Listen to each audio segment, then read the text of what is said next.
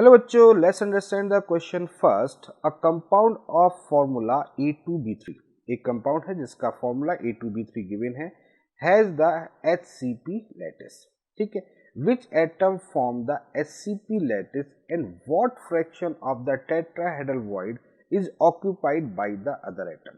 Actually में यहाँ पर एक मॉलिक्यूलर फॉर्मूला हमारे सामने गिवन है A2B3 और उसमें HCP फॉर्म पर वो रिप्रेजेंट है, ये बोला गया है। अब उसमें जो एक एटम है वो HCP में है और जो दूसरा जो एटम है वो टेट्राहेड्रल वॉइड में है।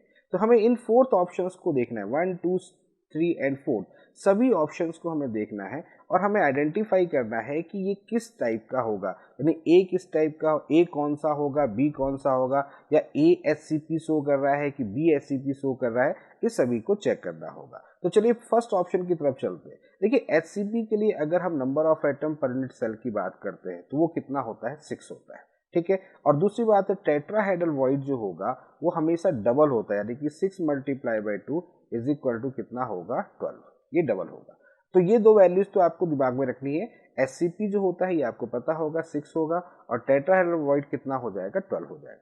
अब ये वैल्यूज यहाँ देखें, यानी ए को अगर हम लिख देते हैं 6, ठीक है, तो बी को लिखेंगे 12 और 12 का कितना होगा 2/3। 2/3 देखेंगे तो ए 3 4 जा 12, यानी कि ये कितना हो जाएगा 8। ठीक है, अब इससे मॉलिक्यूलर फॉर्मूला अगर बनाए तो क्या बनेगा, A6B8। अब A6B8 बना, यहाँ क्या है A2B3 है, तो क्या ये A2B3 होगा? जवाब है नहीं होगा। तो फर्स्ट ऑप्शन हमारा करेक्ट हो इनकरेक्ट हो जाएगा।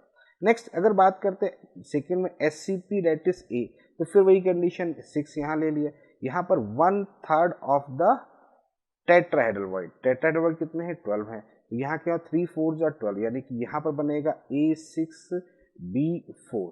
तो क्या ये हमारा ऑप्शन है? ये भी ऑप्शन नहीं, तो ये भी रॉन्ग हो जाएगा।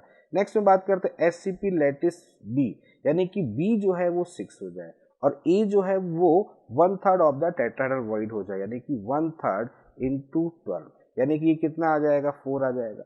अब यहाँ रख दें A4 हो गया और B6, यानी कि इसका मतलब इसको मैं बोल सकता हूँ ये है हमारा A2B3 फॉर्म जो कि ऊपर लिखा हुआ है, यानी कि ये फॉर्मूला और ये फॉर्मूला सेम है, यानी ये थर्ड ऑप्शन जो होगा वो इस क्वेश्चन को करेक्टली एक्सप्लेन कर रहा है। तो इस क्वेश्चन का आंसर सही जो हुआ वो हमारा थर्ड ऑप्शन हमको मिलेगा। तो I hope you understand the very well. Okay, thank you, best of luck.